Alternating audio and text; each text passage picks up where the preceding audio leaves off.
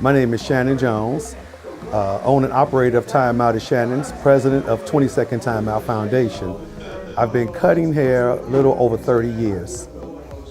It's funny the way the foundation came about. I was cutting, I would always do free cuts. You know, my days I'll go to the retirement home on Mondays and Tuesdays and cut people that may be bedridden, couldn't leave the facility. And then also my church would have this program called Operation Clean Sweep, where we would go to parks and they would call the people that live in the neighborhood in for backpacks for kids for schools, food supplies, and give out free haircuts, and people were even getting baptized out there. So I've done it, I was doing it for maybe 8-9 years. And then my grandfather one day said, well, Shannon, since you've been doing this for the church, why don't you just do this for yourself, for the shop? And I started thinking about a concept for the foundation, still not truly understanding what would I have a foundation doing. So then I started talking to a couple of the clients, Rollo, Terry, a couple of my guys, and I asked them, because they were golfers, I was saying, what can we do to raise money? I wasn't thinking golf event, but I was just asking them, because they're establishing their areas, and I know that they golf and did a couple other things, and family played a very big part in their life. So they said, why don't you have an annual golf event?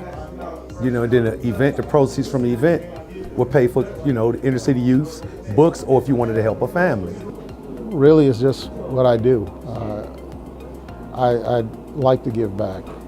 So part of it was buying into or really understanding Shannon's devotion to helping other kids out who really needed some help as they took that next step into college. And so it was just a natural, we're just giving. I said once I found out who I was going to help, then I said, okay, they need to have a 3.0 GPA. And then I started kind of pulling people here and there, and it seemed like the more people that I was asking about how to form a foundation started coming aboard, and they were all experts in their field. So then it just started kind of just going and going. So now we're in year 6.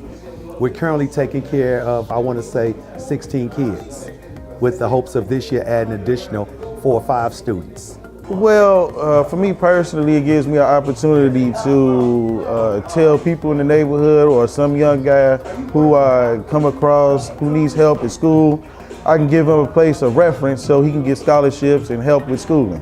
And now what we're doing, we're trying to incorporate a mentoring program for the ones we have in school, but also students that didn't get the scholarship, but we like their application, like they just missed it by that. So let's say we had a young lady last year who wanted to be a screenwriter.